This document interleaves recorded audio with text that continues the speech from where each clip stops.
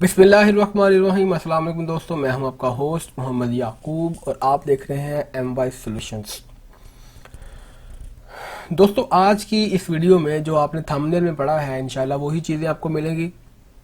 इस वीडियो में हम आज बात करने वाले हैं कि अगर आप एक कंटेंट राइटिंग करना चाहते हैं, कंटेंट राइटर बनना चाहते हैं, तो आपके पास किन 6 स्किल्स का होना ज़रूरी है।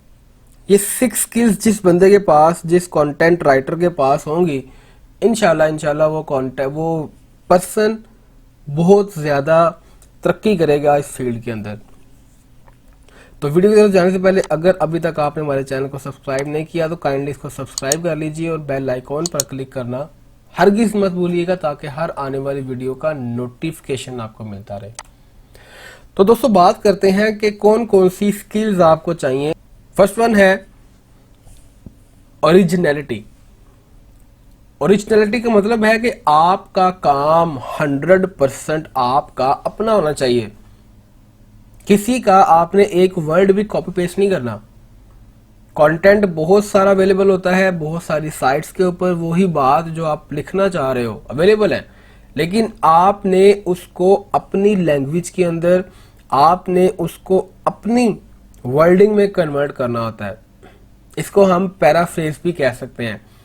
बात वही होती है, लेकिन आपने उसको अपनी लैंग्वेज के अंदर कन्वर्ट करके, पैराफ्रेज करके, रीफ्रेज करके आपने उसको प्रोवाइड करना होता है।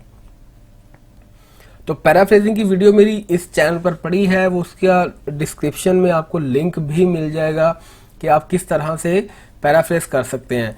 सेकंड पॉइंट है एक्यूरेसी। एक्यूरेसी का मतलब है कि जो चीज़ आपसे मांगी गई है, जिस चीज़ के बारे में पूछा गया है, वही चीज़ें आपने प्रोवाइड करनी है। ये नहीं कि आपसे पूछा गया है कि हेल्थ के बारे में लिखें तो आप हेल्थ को छोड़कर आप चले गए हैं ट्रैवलिंग के अंदर। ऐसा नहीं है। जो क्लाइंट ने पूछा है आपसे, जो भी आप जिस चीज़ के ऊपर आप बात करना चाह रहे हैं, वो बिल्कुल आप 100% श्योर हो और आपको पता हो आपने एक्यूरेसी के साथ किस तरह से काम करना है। नंबर 3 पे आता है वोकैबुलरी। वोकैबुलरी का मतलब है कि आपने best of the best wording use करनी है।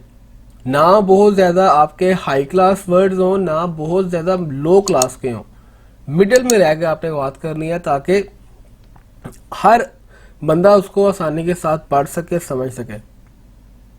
अक्सर होता है कि लोग ना स्पिनिंग टूल्स यूज़ कर लेते हैं। स्पिनिंग टूल्स का मतलब है कि आपने बहुत सारे ऑनलाइन टूल्स अवेलेबल हैं जहां पर डाटा आप डालते हैं, वो उस डाटे को स्पिन करके आपके सामने, उसको पैराफ्रेज करके आपके सामने उनको प्रोवाइड कर देता है।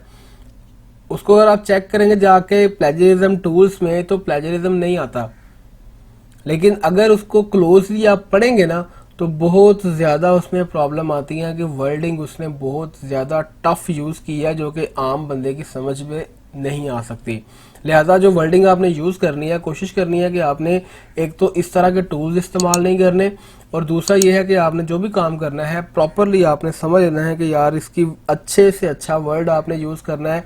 जो उस फील्ड में बहुत ज़्यादा वर्डिंग इस्तेमाल हो रही हो ना, उसी चीज़ को आपने यूज़ करना है, ताकि आपको बताने में और पढ़ने वाले को समझने में कोई टेंशन ना हो। नंबर 4 पे आता है रिसर्च एबिलिटी। आपको रिसर्च करनी आनी चाहिए कि यार एक टॉपिक है, एक पॉइंट है, इस पॉइंट को लेकर मैं कितनी तरह से सोच सकता हूँ, कितनी तरह से मैं रिसर्च कर सकता हूँ, ताकि मुझे बेस्ट पॉसिबल जो चीज़ें हैं वो मिल जाए, बेहतर से बेहतरीन चीज़ें मुझे मिल जाएं, बेहतर से बेहतरीन कंटेंट आपको मिल जाए। बहुत सारी साइट्स अवेलेबल हैं। बार बार मैं आपको बता चुका हूँ कि अगर आपने रिसर्च करनी है, तो अगर आपने कोई आर्टिकल लिखना है, तो आपको अच्छी रिसर्च चाहिए। अच्छी रिसर्च कैसे हो सकती है? गूगल में जाके आप रिसर्च करें। अगर आप जो है कंटेंट राइटिंग करना चाह रहे हैं, तो उसके लिए बहुत सारी साइट्स अवेलेबल हैं। कोई सब सर्च इंजन्स भी अवेलेबल हैं, जैसे ईजाइन आर्टिकल्स के ऊपर अगर आप जाकर काम करना चाहें ना, तो अगर आप उसके ऊपर जाएं तो समझोगे वो भी एक बहुत बड़ा सर्च इंजन है।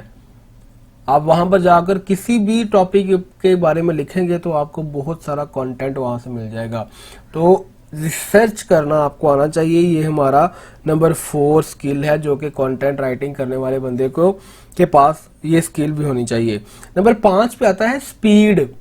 आपने जो भी काम करना है, जो भी आपने कंटेंट क्रिएट करना है, उसमें आपकी स्पीड और आपकी एक्यूरेसी को देखा जाएगा। स्पीड आपकी कितनी है।